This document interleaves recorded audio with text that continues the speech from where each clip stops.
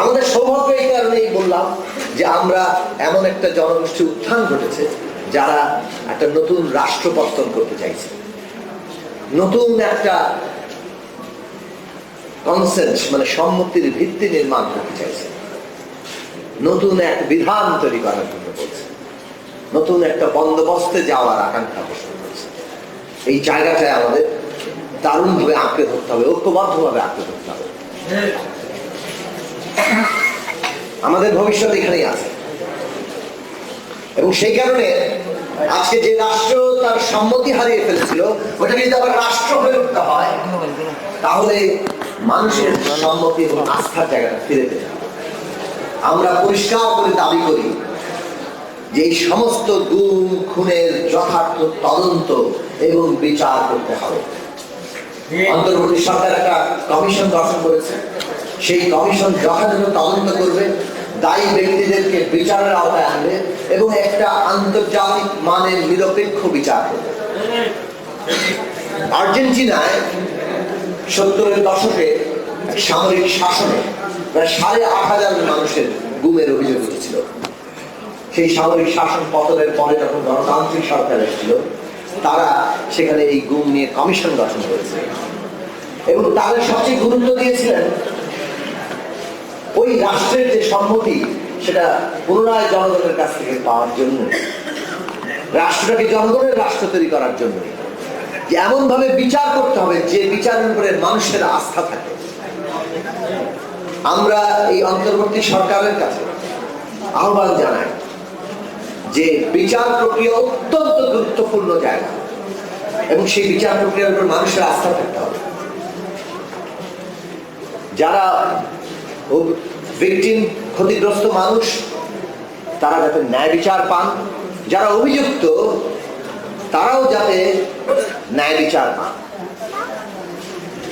খুব জরুরি প্রসঙ্গ আজকে, সেই জন্য আমাদের লড়তে হবে, কারণ আমরা একটা নতুন রাষ্ট্র নির্মাণ করতে চাইছি এবং সেইটা বাংলাদেশের গুরুত্বপূর্ণ প্রশ্নটা মায়ের ডাক তুলে যাবে। তাতে ওই সঞ্জিদা খাতুন তুলির ভাইকে যদি আবার তুলে নিয়ে যাওয়া হয় আমাদের কন্ট্রোল করা যাবে না।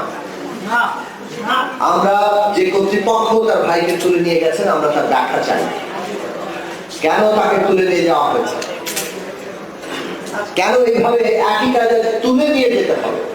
যথাযথ আইনি প্রক্রিয়ায় একজনের সাথে জিজ্ঞাসাবাদ করা যেতে পারে, একজনের সাথে কথা বলা যেতে পারে কোনো বিষয় যদি আপনাদের জানার প্রয়োজন হয়, কিন্তু তুলে নিয়ে যাওয়ার কোনো আইনি অধিকার কোনো বাহিনীকে বাংলাদেশের আইন দেয়নি। সুতরাং আমরা পুরনো ইতিহাসের পুনরাবৃত্তি দেখতে চাই না। আমরা অবশ্যই অন্তর্বর্তী সরকারকে বলবো এর জবাবদিহিতা আপনাদের করতে হবে। বাংলাদেশে আর যাতে কোনো গুম কোনো আয়নাঘর তৈরির কেউ সাহস করতে না পারে তার জন্য পুরো জাতিকে আমাদের ঐক্যবদ্ধ হতে হবে। পুলিশ বাহিনী দিয়ে বিরোধী দল দমন করা হবে, বিরোধী মত দমন করা হবে। আজকে যে জওয়ান দেখা হয়েছে, যখন লেখক মুস্তাক আহমেদ কারাগারে নিহত হয়েছিলেন, ডিজিটাল সিকিউরিটি অ্যাক্টে তাকে গ্রেফতার করে নিয়ে যাওয়া হয়েছিল। একজন ব্যাংক লুটেরার বিরুদ্ধে 2 লাইন ছড়া লেখার কারণে তারপর তাকে 6 বার জামিন দিতে অস্বীকার করে তাকে নির্যাতন করে এমন পরিস্থিতিতে ছেড়ে দেওয়া হয়েছে যেখানে তার মৃত্যু হয়। আমরা যখন জান এবং জওয়ানের স্বাধীনতার জন্য সভা সমাবেশ করছি, আমরা দেখলাম সরকারের পক্ষের উকিলরা, সরকারের পক্ষে যারা মুশাহিদি করে এবং জায়েজ করতে চায় তারা নেমে আসলেন জান ও জওয়ান নাকি সাম্প্রদায়িকতা দোষে দুষ্ট, এই শব্দবন্ধই নাকি সাম্প্রদায়িকতার দোষে দুষ্ট। ভয়ঙ্কর জায়গা, কিভাবে বিভাজন তৈরি করা হয়েছে আমাদের পুরো জনগোষ্ঠীর মধ্যে এবং এটাকে জায়েজ করা হয়েছে। পালিয়ে যেতে হবে, সেটা কিসের বিনিময়ে? শত সহস্র শহীদের রক্তের বিনিময়ে, 22,000 মানুষের আহত পঙ্গু হওয়ার বিনিময়ে, শত শত 2 চোখের অন্ধত্ব নিয়ে আজকে যারা বেঁচে আছেন তাদের ত্যাগের বিনিময়ে। কিন্তু হয়েছে, পৃথিবীর কোন স্বৈর শাসক, কোন ফেসিবাদী শাসক স্বাভাবিক প্রক্রিয়ায় কখনো ক্ষমতা থেকে যায়নি, যাবেও না। ইতিহাস তা বলে না। সে রোমানিয়ার চাচেস্কু হোক বা হাইতির পাপাডক হোক বা অন্যান্য দেশের, আমি উদাহরণ দিলাম না, আরো অনেক উদাহরণ আপনারা পাবেন। কেউ সুড়ঙ্গে পালিয়েছে, বাঁচতে পারেনি, কেউ বাংকারে পালিয়েছে, বাঁচতে পারেনি। সেই স্বৈরাচারদের পরিণতি খুব নির্মম হয়, তাদের নিষ্ক্রান্তি, তাদের পতন খুব নিষ্ঠুর হয়। প্রক্রিয়া এক এক রকম হয়, কিন্তু পরিণতি একই দেখেছি ইতিহাসে। তাদের পরিণতি এরকম হওয়ার কথা ছিল। কিন্তু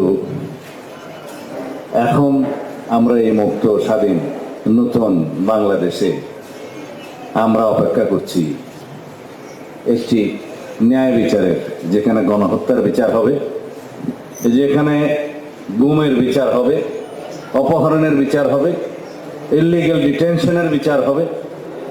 এই দেশে আমরা অপেক্ষা করছি মানবতা বিরোধী অপরাধ আদালতে যে নতুন করে গঠন হয়েছে, সেখানে ইন্টারন্যাশনাল স্ট্যান্ডার্ডের বিচার হবে। সেই বিচারে পতিত ফ্যাসিবাদের হাসিনার এবং তার দোসরদের প্রত্যেকের বিচার হবে। সেই জন্য আমরা অপেক্ষা করছি এই বাংলাদেশে। আপনারা যারা এখনো স্বজনদের ফিরে পান নাই, তারা তো বটেই, যারা পেয়েছেন তারাও যে ক্রাইম কমিটেড হয়েছে, সেই জন্য আপনারা সেখানে আইনের আশ্রয় নেবেন। এই দেশ থেকে সো-কল্ড আয়নাঘর নামে যে সমস্ত স্থাপনা ছিল, সেগুলো উচ্ছেদের বাসনা, প্রতিশ্রুতি সবকিছু 5 তারিখে আমরা দিয়েছি যে এই মুহূর্ত থেকে কোন রকমের আয়নাঘর বাংলাদেশে অস্তিত্ব থাকতে পারবে না। 18 কোটি জনগণের কণ্ঠ একসাথে মিলে গিয়েছে।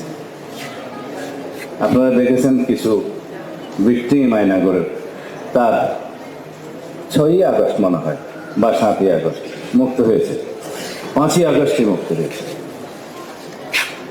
বাংলাদেশের জনগণের কঠিন উচ্চারণ সেই আয়নাঘরের রক্ষকদের কাছে গিয়েছে।